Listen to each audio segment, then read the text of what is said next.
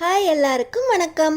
நம்ம அழகே அழகு சீரியலில் பழி ஒரு பக்கம் பாவம் ஒரு பக்கம் அப்படிங்கிற மாதிரி தங்கராஜ் கொடுத்த ஐடியாவால் சுரேஷ் அடிபட்டு கிடக்க அந்த கோவத்தில் தங்கராஜ் அவரோட கோவத்தை எல்லாம் இன்னொருத்தர் மேலே இறக்குறாங்க. ஒரு பொண்ணோட விருப்பம் இல்லாமல் புருஷனே தொட்டாலும் தப்பு தப்பு தான் அப்படின்னு நம்ம அழகுமதி சுரேஷுக்கு புரிய வைக்க போகிறாங்க. சுரேஷ் புரிஞ்சுக்கிட்டாரோ இல்லையோ அழகுமதிக்கும் தங்கராஜுக்கும் சண்டை வந்துருச்சு. தங்கராஜ் தன்னோட கோவத்தை யார்கிட்ட காட்டுறாரு, அதுக்கு நம்ம அழகுமதியோட ரியாக்ஷன் என்ன, தங்கராஜோட அடுத்த பிளான் என்ன, அடுத்தடுத்து என்ன நடக்க போகுதுன்னு தெரிஞ்சுக்கிறதுக்கு இந்த வீடியோக்கு ஒரு லைக் போட்டுக்கோங்க. ஸோ பார்த்தீங்கன்னா எல்லாரும் முன்னாடி எனக்கு தலை குனிஞ்ச இருந்தது ரொம்ப அவமானமாக இருக்கா அப்படின்னு இந்த ராகவனும் ராஜலட்சுமியும் பாக்கியராஜுக்கிட்ட புலம்பிக்கிட்டு இருக்க பொண்ணு இங்கே தான் வந்திருக்கா அப்படின்னு தெரிஞ்சுக்கிட்டு ராமமூர்த்தி நான் உள்ளே வரலாமான்னு நிற்கிறாரு. வந்துட்டாடா ஒரு இளிச்சவாயி அப்படின்னு அழகுமதி மேலே இருக்கிற எல்லா கோவத்தையும் இந்த ராமமூர்த்தி தலையில் இறக்க போகிறாங்க இந்த ராகவனும் ராஜலட்சுமியும்.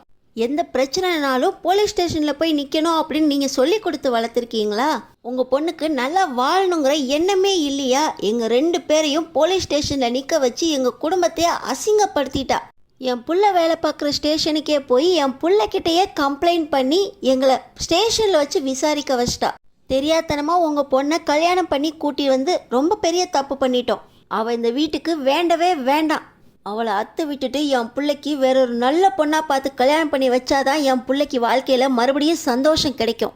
இப்போ என் பொண்ணு எங்கே சம்மந்தி அப்படின்னு ராமமூர்த்தி கேட்க, அவள் எங்கே இங்கே இருக்கா? என் மாப்பிள்ளை என் பிள்ளைக்கும் உங்கள் பொண்ணுக்கும் கல்யாணம் பண்ணி வச்ச பாவத்துக்கு அவர் வீட்டுக்குள்ளே கூட்டிகிட்டு போயிருக்காரு அப்படின்னு ராகவனும் ராஜலட்சுமி சொல்லிக்கிட்டு இருக்கும்போதே, என்னாச்சு சம்மந்தி, என் பொண்ணு மறுபடியும் என்ன தப்பு பண்ணா? ஒன்றுமே தெரியாத மாதிரி காலையில் அனுப்பி விட்டுட்டு சாயந்தரம் வந்து கேள்வி கேட்டுட்டு இருக்கீங்களா? ஏற்கனவே என் பையனோட கல்யாணத்தை நிறுத்திட்டு கரெக்டாக மணமேடையில் வந்து உக்காந்து தாலியை மட்டும் வாங்கிட்டு போனவ இப்போ காலையில் பொண்ணை அனுப்பி விட்டுட்டு சாயந்தரம் உங்கள் பொண்ணோட நலம் விசாரிக்கிறதுக்கு மட்டும் எங்கள் வீட்டுக்கு வந்திருக்கிறீங்க. இது என்னங்க நியாயம்? கல்யாணம் கட்டி கொடுக்குறப்பையும் ஒரு செலவும் பண்ணல, இப்போ வீட்டை விட்டு விரட்டினா பொண்ணை சமாதானப்படுத்துவீங்கன்னு பார்த்தா மறுபடியும் ஸ்டேஷனுக்கு அனுப்பி அதே வேலையை திரும்பவும் பார்த்துக்கிட்டு இருக்கீங்க. என் மாப்பிள்ளை தான் 2 பக்கமும் கடந்து அல்லாடுறாரு. தெரியாதனமாக உங்கள் பொண்ணை அவன் மச்சானுக்கு கல்யாணம் பண்ணி வச்சுட்டு இப்போ அவங்க 2 பேரையும் சேர்த்து வைக்கிறதுக்காக மறுபடியும் தான் வீட்டுக்கு கூட்டிகிட்டு போயிருக்காரு. போங்க போய் உங்கள் வீட்டு மகாராணியா அங்கே போய் பாருங்க அப்படின்னு இந்த ராஜலட்சுமி சொல்ல, என்ன நடந்துச்சு அப்படின்னு புரிஞ்சும் புரியாமலும் ராமமூர்த்தி தலையை தொங்க போட்டுக்கிட்டு மறுபடியும் காஞ்சனாக்கிட்டே போகிறாரு. இன்னொரு பக்கம் தங்கராஜ் 2-3 நாள் நீ என் வீட்டில் தான் இருக்கணும்டா மச்சான் அப்படின்னு சுரேஷுக்கு ஃபோன் பண்ணி சொன்னதுனால நேராக சுரேஷ் ரொம்ப கோவத்தோட தங்கராஜ் வீட்டுக்கே வராரு. மாமா, இந்த அழகுமதி பண்ண வேலையால் ஸ்டேஷனில் எனக்கு ஒரே அசிங்கமாக போச்சு மாமா. ஏற்கனவே அப்பாவும் அம்மாவும் கண் கலங்கி நின்னதை பார்த்து என்னால் மனசு தாங்கவே முடியல. இதில் ஸ்டேஷனில் எல்லாரும் என்ன ஒரு மாதிரி பார்க்குறாங்க மாமா. அந்த இன்ஸ்பெக்டர் வேற நான் ஏதோ செய்யக்கூடாத தப்பை செஞ்சிட்ட மாதிரி மதி தான் ரொம்ப நல்ல பொண்ணுங்கிற மாதிரி என்னை வாங்குன்னு வாங்கிட்டாரு மாமா. ஏதோ வேலை போகாதது ஒன்று தான் குறைச்சல், எல்லாரும் என்னை ஒரு மாதிரி பார்க்குறாங்க மாமா அப்படின்னு தங்கராஜுக்கிட்ட இந்த சுரேஷ் அழுது புலம்ப, ஏற்கனவே உங்கள் அம்மாவும் அப்பாவும் ரொம்ப புலம்பிட்டாங்கடா, போதும் இனியாவது உன் வாழ்க்கையை சந்தோஷமாக ஆரம்பிக்கலாம். போய் உங்கள் அக்கா கிட்ட சாப்பாடு சாப்பிட்டுட்டு நம்மளோட வழக்கமான ரூமுக்கு வா அப்படின்னு சொல்லி இந்த தங்கராஜ் நம்ம சுரேஷ்கிட்ட சொல்ல, சுரேஷும் மாமா அப்படின்னு ஒரு இழுக்க, நம்மளுக்கு அதில் தான்டா நிம்மதி கிடைக்கும், உங்ககிட்ட பேச வேண்டியது நிறைய இருக்குது, போ சாப்பிட்டுட்டு ட்ரெஸ் எல்லாம் மாற்றிட்டு வா அப்படின்னு சொல்லி தங்கராஜ் சுரேஷை அனுப்பி வைக்க, சுரேஷ் நேராக சாப்பிட்டு முடித்ததும் கையுமா தங்கராஜுக்கிட்டே வந்துடுறாரு. தங்கராஜ் இப்போ சரக்கு ஊற்றி கொடுக்கறதோடு இல்லாமல், என்னடா சுரேஷ், கல்யாணம் ஆகி 1 மாதம் ஆகுது, இன்னும் பொண்டாட்டியை கைக்குள்ளே போட தெரில, நீ எல்லாம் என்னடா ஒரு போலீஸு? இந்நேரம் உன் பொண்டாட்டியை நீ நில்லுனா நிற்கணும், உக்காருனா உக்காருன்னு வச்சுருக்க வேண்டாம். அவள் கல்யாணத்துக்கு முன்னாடி தான் அந்த ஆட்டம் ஆடினான்னு பார்த்தா கல்யாணத்துக்கு அப்புறம் இன்னமும் ஆட்டத்தை தொடர்ந்துக்கிட்டே இருக்கா. அவளை இன்னும் உனக்கு அடக்க தெரியலையாடா அப்படின்னு இந்த தங்கராஜ் சொல்ல, மாமா எங்கம்மாவா அவள் அடங்குறா, வாயை திறந்தாலே லெக்சரர் ஆரம்பிச்சிட்றா, அவளை பார்க்கவே பிடிக்கிறதில்ல மாமா, பேசவே பிடிக்கிறதில்ல. இதனால தான் ஸ்டேஷன்லேருந்து நேராக வீட்டுக்கு தூங்குறதுக்கு மட்டும்தான் மாமா வந்துக்கிட்டு இருக்கேன். அவகிட்ட பேசவே கூடாதா அப்படின்னு தான் அவள்கிட்ட பேசுகிறதே விட்டுட்டேன் மாமா அப்படின்னு இந்த சுரேஷ் சொல்ல, என்னடா சுரேஷ் 1 மாதம் ஆகுது இன்னும் நீங்கள் குடும்பம் நடத்த ஆரம்பிக்கலையா அப்படின்னு தங்கராஜ் கேட்க, பேசவே பிடிக்கலன்ற நீங்கள் என்னமோ புருஷன் பொண்டாட்டி அவளை சொல்லிக்கிட்டு இருக்கீங்க அப்படின்னு சுரேஷ் சொல்ல, அப்போ மாப்பிள்ளை நீங்கள் இன்னும் வாழ்க்கையை ஆரம்பிக்கவே இல்லையா? ஒருத்தருக்கு ஒருத்தர் பேசி புரிஞ்சுக்கிட்டு இந்நேரம் நீங்கள் ஹனிமூன் வரைக்கும் போயிருக்கணும்டா. உங்கள் அண்ணன் ஏதோ ட்ரிப்புன்னு சொல்லி அங்கே கூட்டிகிட்டுலாம் போனால் அது அப்போ ஹனிமூன் ட்ரிப் இல்லையா உங்களுக்கு? ஏனோ தானோன்னு போய் ஒரு ரூமில் இருந்துட்டு வரீங்களா? உனக்கு எப்போவுமே உங்கள் அண்ணன் நல்லதே நினைக்க மாட்டான்டா. நீங்கள் 2 பேரும் சேர்ந்து சந்தோஷமாக வாழணும்னு ஒரு தடவை கூட அவன் நினைக்கலையா? மதி நல்ல பொண்ணு, மதி நல்ல பொண்ணு அப்படின்னு வார்த்தைக்கு வார்த்தை சொல்கிறான். மதியோட தான் தம்பி சேர்ந்து வாழணும்னு உன் தம்பி நினைக்கவே இல்லையா? ஆனால் இந்த தங்கராஜ் நினைப்பான்டா, எப்போவுமே என் மச்சான் சந்தோஷமாக இருக்கணும்னு இந்த தங்கராஜ் நினைப்பான்டா. இந்த சரக்கு கொஞ்சம் ஏற்றிக்க சுரேஷு, உனக்கு தைரியம் வரும். எப்போ பார்த்தாலும் அவள் பேசினாலே பம்மிக்கிட்டு போறீல. இப்போ தைரியத்தோட உன் வாழ்க்கையை ஆரம்பி. இந்த தங்கராஜ் வீட்டில் உனக்கு இன்னைக்கு முதலிரவுடா. சரக்கை ஏற்றிக்கிட்டியா? போ சுரேஷு, தைரியமாக உள்ள போ. இந்த நைட்டு மட்டும் உனக்கு அமோகமாக நடந்துச்சு. அடுத்த நாள் உன்கிட்ட உன் பொண்டாட்டி பொட்டி பாம்பா அடங்கியிருப்பா. எல்லாம் காலத்தில் நடந்தாதான்டா பொண்ணுங்க புருஷன் பேச்சை கேட்டு அடங்கி நடப்பாளுக. சந்தோஷமாக ஏற்றிக்கிட்டு சந்தோஷமாக உள்ளே போடா.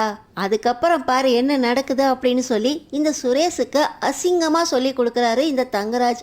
இந்த சுரேஷும் இருக்கிற போதையில் என்ன சொல்கிறாருங்கிறதே புரியாமல் அரகுற போதையோட அப்படியே அழகுமதியோட ரூமுக்கு போகிறாரு. போனவர் குடிச்சிட்டு வந்திருக்கீங்களா அப்படின்னு நம்ம அழகுமதி கேட்க, ஆமாம் அழகுமதி, குடிச்சிட்டு தான் வந்திருக்கேன் அப்படின்னு இந்த சுரேஷ் சிரிச்சுக்கிட்டே சொல்ல, இன்றைக்கி உங்கள் பேச்சே ஒரு மாதிரி இருக்கே, நீங்கள் தூங்குங்க, நான் வெளியே போகிறேன் அப்படின்னு சொல்லி நம்ம அழகுமதி கிளம்ப போக, இரு நம்ம 2 பேர் இன்றைக்கி சந்தோஷமாக வாழ ஆரம்பிக்கலாம். சந்தோஷம்னா என்ன, வாழ்க்கைனா என்னன்னு நம்ம 2 பேரும் ஒன்றா சேர்ந்து அனுபவிக்கலாம் அப்படின்னு சொல்லி இந்த சுரேஷ் செம்ம போதையில் அழகுமதியை போய் கட்டி பிடிக்க, என்ன பண்ணிக்கிட்டு இருக்கீங்க அப்படின்னு சொல்லி நம்ம அழகுமதி கட்டி பிடிச்ச கோவத்தில் ஓங்கி ஒரு தள்ளு தள்ள அங்கே இருக்க டேபிளில் போய் விழுவுறாரு சுரேஷ்.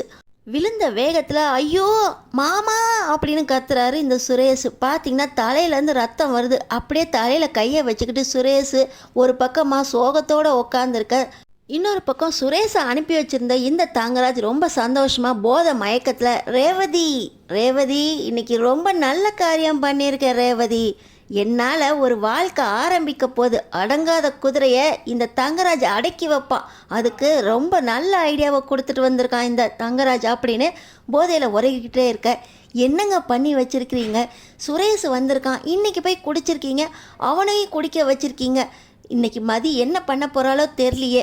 புதுசாக கல்யாணம் ஆனவங்களுக்கு நல்லபடியாக அட்வைஸ் பண்ணி அனுப்புவீங்கன்னு பார்த்தா இப்படி சரக்கு அடித்து அவனை போதையில் அனுப்பி வச்சுருக்கீங்க அப்படின்னு ரேவதி பேச, உன் தம்பிக்கு வாழ்க்கையை சொல்லி கொடுத்து அனுப்பி வச்சுருக்கேன் ரேவதி, இந்நேரம் அவன் ஆரம்பிச்சிருப்பான். உன் தம்பிக்கும் அழகுமதிக்கும் இன்றைக்கி முதலிரவு, நம்ம வீட்டில் முதலிரவு, வாழ்க்கையை ஆரம்பிக்க போகிறான் அப்படின்னு இந்த தங்கராஜ் ரேவதி கிட்ட சொல்லிக்கிட்டு இருக்கா. ஐயோ என்ன பண்ணி வச்சுருக்கீங்க அப்படின்னு ரேவதி தலையில் அடிச்சுக்கிட்டு இருக்கும்போதே ஐயோ மாமா அப்படின்னு சத்தம் கேட்டு தங்கராஜ் ரேவதியும் பதறி போயிடுறாங்க. அடித்த போதையெல்லாம் தங்கராஜுக்கு இறங்கி போய் வேக வேகமாக மதியோட ரூமுக்கு போனால் அங்கே கதவு பூட்டி இருக்கு. என்னடா ஆச்சு, அவ கத்துவான்னு பார்த்தா நீ கத்திக்கிட்டு இருக்க அப்படின்னு தங்கராஜ் புலம்பிக்கிட்டே கதவை தட்ட, ஐயோ மாமா அப்படின்னு உள்ளே இருந்துக்கிட்டே எந்திரிக்க முடியாமல் போதையில் கத்திக்கிட்டு இருக்காரு சுரேஷ். இப்போ நம்ம அழகுமதி கதவை திறந்து விட்டு ஒரு பக்கமாக ஓரமாக நின்று யார் வந்திருக்காங்க என்னன்னு பார்க்குறக்குள்ள தங்கராஜ் என்னடா இங்கே விழுந்து கிடக்க அப்படின்னு சுரேஷ் கிட்ட போக, இவ என்னை தள்ளி விட்டுட்டா மாமா அப்படின்னு கையெடுத்து பார்த்தா ரத்தம் கொட்டு கொட்டுன்னு கொட்டுது. மாமா சந்தோஷமாக வாழ்க்கையை ஆரம்பிக்கலான்னு பார்த்தா இவ என்னை தொடவே விட மாட்டேங்கிறா மாமா, பேசதான் முடியாதுன்னு பார்த்தா தொட கூட விட மாட்டேங்கிறா மாமா அப்படின்னு அந்த போதையிலே சுரேஷ் விழுக, ரேவதி தலையில் ஒரு கட்டையும் போட்டு, நீ வா மதி, இன்னைக்கு அவன் இங்கேயே தூங்கட்டும், நீ வேறு ரூமுக்கு போ அப்படின்னு சொல்லி போதையில் இருக்க சுரேஷ் கிட்டேருந்து நம்ம அழகுமதிக்கு தப்பிக்கிறதுக்கு இன்னொரு ஐடியாவை கொடுத்துட்றாங்க இந்த ரேவதி. பார்த்தீங்கன்னா தங்கராஜுக்கு பயங்கர கோபம் வந்துடுது. என் மச்சானியை இவ அடிச்சிட்டாலே, ரத்தம் வர வச்சிட்டா, இவன் மேலே எனக்கு கோவம் வருதுன்னு பார்த்தா நீ இவளை கூட்டிகிட்டு போய் இன்னொரு ரூம் கொடுக்குற, உன்னை நான் சும்மா விட மாட்டேன் அப்படின்னு செம்ம போதையில் இருக்கிற தங்கராஜ் ரேவதி கிட்ட அநியாயமாக நடந்துக்கிறாரு. நம்ம ரேவதியை மதியை விட்டதுக்கப்புறம் தரன்னு ரூமுக்கு இழுத்துட்டு போய் நீ மதியை வேணா காப்பாற்றலாம், உன்னை எப்படி காப்பாற்றிக்கிறேன்னு நான் பார்க்குறேன். மச்சானுக்கு நான் ஐடியா கொடுத்து ரூம்குள்ளே அனுப்பி வச்சுருக்கேன். நீ என்னன்னா மதியை காப்பாற்றி வேற ரூமில் கொண்டு போய் விட்டுட்டு இருக்க. என்ன பொண்ணுக்கு பொண்ணு சப்போர்ட்டா? இளவரசியும் தரணியும் அம்மா ரூமில் தானே தூங்குறாங்க. இன்னைக்கு நீ ஏன் கூட வா, உன்னை நான் ஒரு வழி பண்ணுறேன் அப்படின்னு சொல்லி இந்த தங்கராஜ் ரேவதியோட விருப்பமே இல்லாமல் புரட்டி எடுக்கிறாரு. ரேவதியோட வாழ்க்கை எப்படி ஆரம்பித்தோ அதே போல தான் இன்ன வரைக்கும் தங்கராஜ் ரேவதியை நடத்திக்கிட்டு இருக்கார். ரேவதிக்கு கொஞ்சம் கூட விருப்பமே இல்லாமல் தங்கராஜ் செம்ம போதையில் ரேவதியை காயப்படுத்த. ரேவதியோட விதி நம்ம அழகுமதிக்கு எப்போ தான் புரிய போகுது? நம்ம அழகுமதியால் தான் ரேவதியோட வாழ்க்கையும் நம்ம மலரோட வாழ்க்கையும் மாறணும். இன்னொரு பக்கம் பார்த்திங்கன்னா நம்ம ரேவதி அழகுமதி 2 பேருமே ஒன்றா கிச்சனில் காலையில் வேலை செஞ்சுக்கிட்டு இருக்கும்போது மலரக்கா என்கிட்ட சரியாக பேசவே இல்லை. நான் உங்ககிட்ட கொஞ்சம் பேசணும்னு சொன்னால் கூட அவங்க என்கிட்ட பேசாமல் அந்த பக்கம் போயிட்டாங்க. என் மேலே என்ன கோவம்னு தெரியல. இந்த வீட்டில் மலரக்காவுக்கு மட்டும்தான் என்னை புரிஞ்சிச்சு. ஆனால் அவங்களும் என்கிட்ட பேசலைங்கிறப்ப ரொம்ப கஷ்டமாக இருக்குது. நேற்று வேறு அவர் இந்த மாதிரி பண்ணிட்டாரு.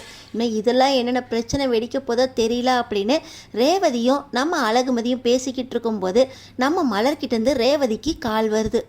ரேவதி, மதிக்கு என் மேலே கோவமான்னு தெரியல.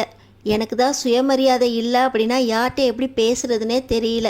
நேற்று ஸ்டேஷன்லேருந்து அத்தையும் மாமையும் கூப்பிட்டு வந்ததுக்கப்புறம் மதி என்கிட்ட பேசுகிறதுக்காக வந்து உங்ககிட்ட கொஞ்சம் பேசணும்னு சொன்னிச்சு. ஆனால் மூஞ்ச திருப்பிக்கிட்டு போயிட்டேன். என் மேலே தான் தப்பு.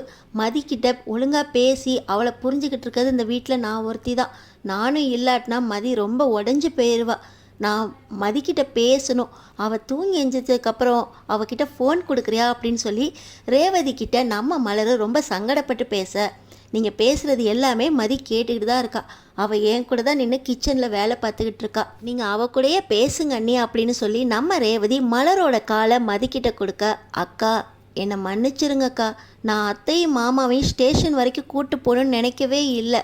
நான் வீட்டுக்கு போனதுக்கப்புறம் கூட அவர் ஃபோனை போட்டு என்கிட்ட ரொம்ப தப்பாக பேசிட்டார். அவர் மேலே இருக்கிற கோவத்தில் தான் ஸ்டேஷனில் போய் அவர்கிட்டயே போய் அவரை பற்றி பேசினா அவர் கொஞ்சமாவது மாறுவார் அப்படின்னு ஸ்டேஷனுக்கு போனேன். ஆனால் அந்த நேரத்தில் இன்ஸ்பெக்டர் வந்ததுனால என்ன நடந்தாலும் எல்லாமே தலைகீழாக மாறிடுச்சு. அவங்க 2 பேரும் ஸ்டேஷனுக்கு வர வேண்டியதாக போயிடுச்சு. இதில் எனக்குமே உடன்பாடு இல்லை. அதனால தான் உங்களுக்காவது புரிய வைக்கலாமேன்னு உங்ககிட்ட பேச வந்தேன். ஸ்டேஷனில் நான் அத்தை மாமா பற்றி கம்ப்ளைண்ட் கொடுக்கவே இல்லை அப்படின்னு நம்ம மதி சொல்ல, எனக்கு தெரியும் மதி உன்னை பற்றி. உன் மேலே எனக்கு ரொம்ப கோவம்லாம் இல்லை மதி. ஏதோ இருந்த சங்கடத்தில் அவங்க 2 பேரும் ஸ்டேஷனுக்கு போயிட்டு வந்துட்டாங்களே அப்படிங்கிற வருத்தத்தில் தான் அப்படி உங்ககிட்ட மூஞ்ச திருப்பிக்கிட்டேன். ஆனால் மற்றபடி நீ செஞ்சது எல்லாமே சரிதான் மதி. சுரேஷுக்கு கோவம் வந்துச்சுன்னா அவன் என்ன பண்ணுவானே தெரியாது. அதனால தான் உன்னை வீட்டை விட்டு வெளியே விரட்டி விட்டுட்டான். உன்னை வெளியே உட்கார வச்சதுக்கப்புறம் நானாவது மண்டு வீட்டுக்கு கூட்டிகிட்டு வந்திருக்கணும், இவங்கள சமாதானப்படுத்தியிருக்கணும். நானும் உன் கூட வந்து வெளியே உட்காந்து உன்னை உங்கள் அப்பா அம்மா கூட்டிகிட்டு போகிற வரைக்கும் பெரிய பிரச்சனை ஆயிடுச்சு. 2 நிமிஷம் பிரச்சனையை ஒரே நிமிஷத்தில் தீக்கிறத விட்டு இப்படி 2 நாளாக போலீஸ் ஸ்டேஷன் வரைக்கும் கொண்டு போகிறது பெரிய தப்பாயிடுச்சு மதி. அவங்க 2 பேரும் போலீஸ் ஸ்டேஷன் போயிட்டு வந்ததுக்கப்புறம் ஒரே புலம்பலாக இருக்குது. நான் ரேவதி கிட்ட சொல்லி உன்னை 1 வாரம் அங்கேயே இருக்க சொல்கிறேன். இங்கே இவங்க 2 பேரோட பிரச்சனை கொஞ்சம் அவங்க அடங்கட்டும், அதுக்கப்புறமா நீ இந்த வீட்டுக்கு வந்தால் போதும்.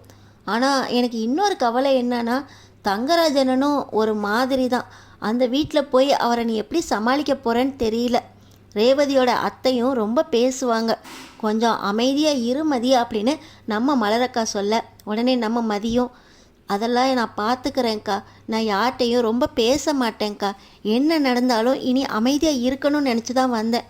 ஆனால் நேற்று சுரேஷ் போதையில் அப்படின்னு நம்ம மதிய ஆரம்பிக்க, வேண்டாம் வேண்டாம் இங்கே சொல்லாத, அப்பாவுக்கு தெரிஞ்சால் அப்பா ரொம்ப சங்கடப்படுவார், அப்புறம் இங்கே கிளம்பி வந்துடுவாங்க அப்படின்னு ரேவதி மதிக்கிட்ட சொல்ல, அது அப்படின்னு நம்ம மதி இழுத்த உடனே மலர், என்னாச்சு மதி, ஏன் பாதியில் நிறுத்திட்ட, நேற்று சுரேஷ் வந்துட்டு என்ன பண்ணா அப்படின்னு மலர் மறுபடியும் மதிக்கிட்ட கேட்க, நான் ரேவதியை கடையை கொடுக்குறேன் அப்படின்னு சொல்லி நம்ம மதி ரேவதி கிட்ட கொடுத்துட்றாங்க. என்னாச்சு சுரேஷ் நேற்று என்ன பண்ணா அப்படின்னு நம்ம மலர் ரேவதி கிட்ட கேட்க, அதான் உனக்கு தெரியுமே, என் வீட்டுக்காரு சுரேஷுக்கு ஃபுல்லாக ஏற்றி விட்டு என்னெல்லாம் சொல்லி கொடுக்கக்கூடாதோ எல்லாம் சொல்லி கொடுத்துட்டாரு. அதை கேட்டுக்கிட்டு சுரேஷும் போதையில் போய் மதிக்கிட்ட தப்பாக நடந்துக்க பார்த்தான். ஏதோ நான் சமாளிச்சிட்டேன், ஆனால் என் வீட்டுக்காரர் தான் என்னால் சமாளிக்க முடியல. அவர் நேற்றும் மறுபடியும் அப்படின்னு சொல்லி நம்ம ரேவதி சொல்ல, இப்போ சுரேஷ் அங்கே வந்ததுனால உனக்கும் பிரச்சனை ஆயிடுச்சுல்ல, என்ன பண்ணுறதுனே தெரியல அப்படின்னு நம்ம மலரும் ரேவதியும் பேசிக்கிட்டு இருக்கும்போது இன்னொரு பக்கம் பாக்கியராஜ் வந்துடுறாரு. சரி ரேவதி, இந்த விஷயம்லாம் உங்கள் அண்ணனுக்கு தெரிய வேண்டாம், ரொம்ப சங்கடப்படுவார்.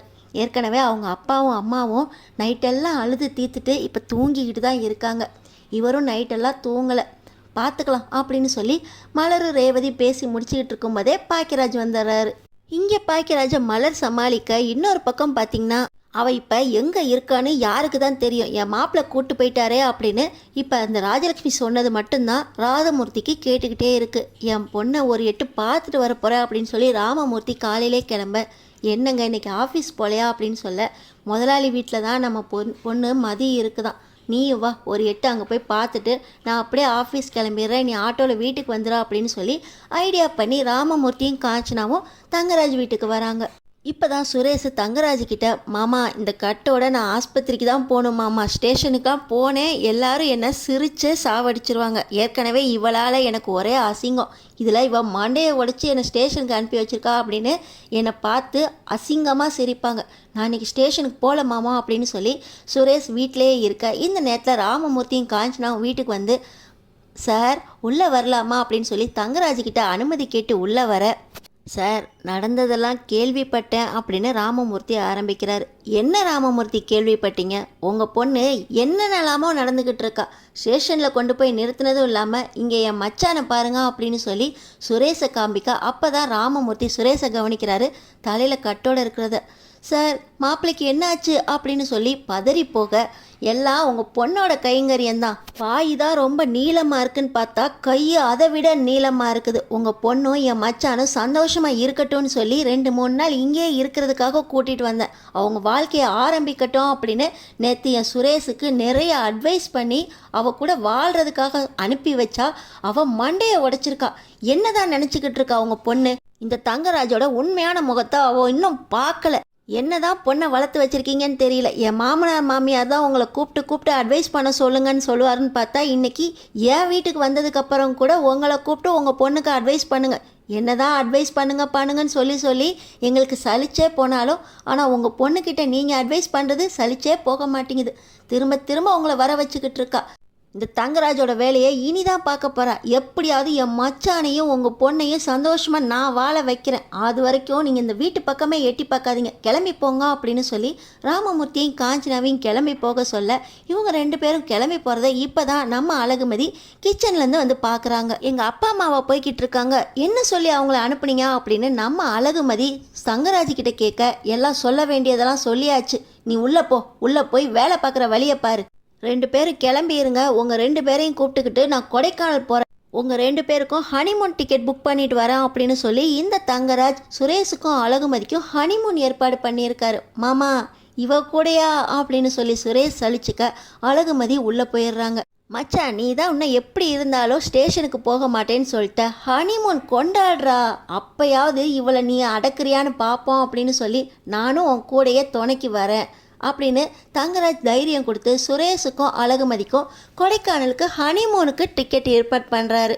என்னங்க இவங்க 2 பேரும் தனியாக போனால் அங்கேயும் போய் ஏதாவது நடக்குமோ அப்படின்னு ரேவதி பயந்துக்கிட்டே கேட்க, அவங்கள யாடி தனியாக அனுப்ப போகிறா, கூட நம்மளும் போகிறோம் அப்படின்னு சொல்லி தங்கராஜ் ரேவதி ஒன்றா சேர்ந்து சுரேஷோட ஹனிமூன் ட்ரிப்புக்கு போக போகிறாங்களா, இல்லை சுரேஷும் நம்ம அழகுமதியும் மட்டும் ஹனிமூன் ட்ரிப்பில் போய் என்ன பண்ண போகிறாங்க, அடுத்தடுத்து என்ன நடக்க போகுதுன்னு தெரிஞ்சுக்கிறதுக்கு நம்ம சேனலை சப்ஸ்கிரைப் பண்ணி தொடர்ந்து பாருங்கள்.